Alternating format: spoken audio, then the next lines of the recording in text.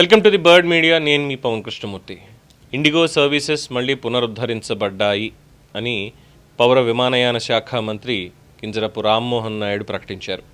ఇంకా పర్యవేక్షిస్తూనే ఉన్నాం, war room నడుస్తూనే ఉంది, ఎక్కడికక్కడ అన్నీ సెట్ రైట్ చేస్తున్నాం. ఇండిగో మళ్ళీ క్లీన్ అయినప్పటికీ కూడా ఇంకోసారి ఇటువంటి సమస్య రాకుండా దీని మీద కఠినమైనటువంటి చర్యలు కూడా తీసుకోబోతున్నాం అని చెప్పి స్పష్టం చేశారు.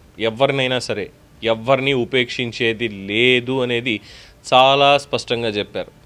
ఇష్టారీతిన ఎవరు పడితే వాళ్ళు మాట్లాడుతున్నారు. మాట్లాడే ముందు కాస్త జాగ్రత్తగా చూసుకోండి, ఆలోచించుకొని మాట్లాడండి.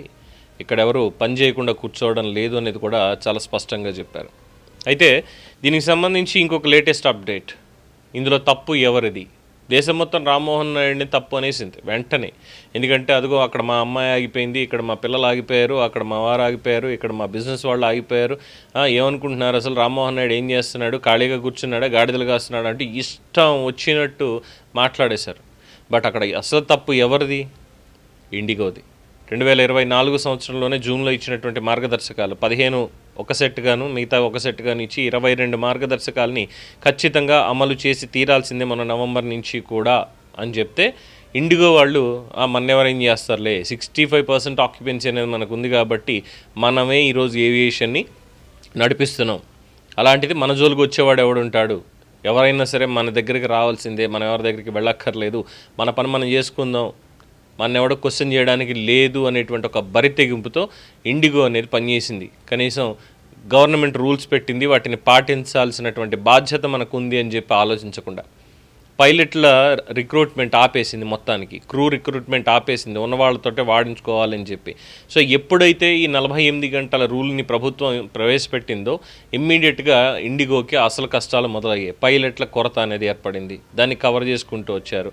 కవర్ చేసుకుని పూర్తి స్థాయిలోకి ఏమైపోయింది, దాదాపుగా 1000-2000 సర్వీసులు ఆపేశారు. 1000-2000 అంటే ఇంకా ఎక్కువ ఆపేసి ఉండొచ్చు ఈ జరిగినటువంటి 8-9 రోజుల్లో. ఇబ్బంది పడింది ప్రజలు. దీనివల్ల ప్రభుత్వం ఇబ్బంది పడింది ఏమీ లేదు. మేబీ ఇబ్బంది పడిందంటే ఇండిగో వాడు గవర్నమెంట్కి కట్టేటువంటి ట్యాక్స్ ఈ 9 రోజులుగా ఎక్కువ ఉండకపోవచ్చు, అందుకని చెప్పి ప్రభుత్వానికి ట్యాక్స్ కట్టలేదు. ఇండిగో వాడు 8 రోజులు 9 రోజులు విమానాలు నడపలేదు కాబట్టి వాడికి ఆ 9 రోజుల్లో రావాల్సినటువంటి ఇన్కమ్ వచ్చి ఉండకపోవచ్చు, ఇంతకు మించి ఏం లేదు. కానీ సామాన్య ప్రజలు ఎంతమంది దానివల్ల ఇబ్బంది పడ్డారు ఇవన్నీ కూడా మనం చూసాం. అయితే ఇక్కడ ఇండిగో చేసినటువంటిది ప్రథమ తప్పిదం కూడా కాదు, వాళ్ళు చేసింది అసలు చాలా పెద్ద తప్పు. పైలట్ రిక్రూట్మెంట్ అనేది చేసుకోకపోవడం, పరిస్థితులకి తగ్గట్టుగా సిబ్బందిని నియమించుకోకపోవడం, ప్రభుత్వ ఆజ్ఞల్ని పట్టించుకోకపోవడం, వాటిని అమలు చేయకపోవడం అనే వీళ్ళు చేస్తే, వీటిని చేయించాల్సినటువంటి వాళ్ళు అధికారులు, DGCA అధికారులు, డైరెక్టర్ జనరల్ DGCA కఠిన చర్యలు కూడా వీళ్ళు తీసుకోవడం జరిగింది అంటున్నారు. ఎందుకంటే ఇండిగో ఫ్లైట్స్కి సంబంధించి వాళ్ళ 65% ఆక్యుపెన్సీ, వాళ్ళ ట్రావెల్ ఇదంతా కూడా పర్యవేక్షించేటువంటి భద్రతా ప్రమాణాలని చూసేటువంటి అధికారులు 4 సస్పెండ్ చేశారు. ఫ్లైట్ ఇన్స్పెక్టర్లని, భద్రతా నిబంధనలు సరైన ప్రణాళిక లేకపోవడం, భద్రతా ప్రమాణాలని పర్యవేక్షించడంలో నిర్లక్ష్యం, వీటన్నిటితోటి కేవలం ఆ 4 అధికారులు ఎవరైతే ఉన్నారో వాళ్ళు ప్లస్ ఇండిగో యాజమాన్యం, వీళ్ళు తప్పితే ఇంకొకళ్ళు ఎవ్వరూ కాదు ఈ తప్పుకు కారణం.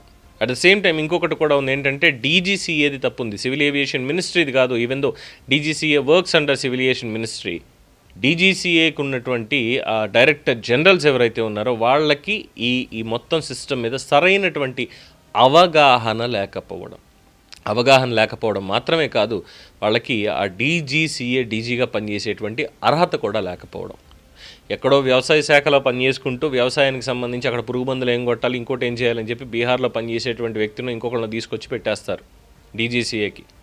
ఇండిగో ఫ్లైట్స్ ఎన్ని ఉన్నాయి, అందులో ఎన్ని హెవీ క్యారియర్స్ ఉన్నాయి, ఏవి లైట్ వెయిట్ ఉన్నాయి, ఏవి మిడ్ రేంజ్ ఉన్నాయి, ఎక్కడి నుంచి ఎక్కడికి తిరుగుతున్నాయి, ఎన్ని లాంగ్ జర్నీస్ చేస్తున్నాయి, ఎన్ని హాల్ట్లతో వెళ్తున్నాయి, ఎన్ని స్ట్రైట్ సర్వీసెస్ ఉన్నాయి, ఈ ట్రాఫిక్ ఎలా ఉంటుంది డొమెస్టిక్గా, అలాగే మిగతా ఏవియేషన్స్ వాళ్ళది ఎలా ఉంటుంది, ట్రాఫిక్ రోజుకి ఏ ఎయిర్పోర్ట్లో ఎక్కువ డొమెస్టిక్గా ఎక్కడి నుంచి ఎక్కడికి వెళ్తున్నాయి, వీటన్నిటి మీద సరైనటువంటి అవగాహన ఉంటే ఇమ్మీడియట్గా మిగతా స్టాఫ్ ఎవరైతే ఉన్నారో వాళ్ళందరినీ కూడా ఒక్కొక్క దానికి ఈచ్ అలొకేషన్ చేసి ప్రాపర్గా మెయింటెనెన్స్ అనేది నడిచి ఉండేది.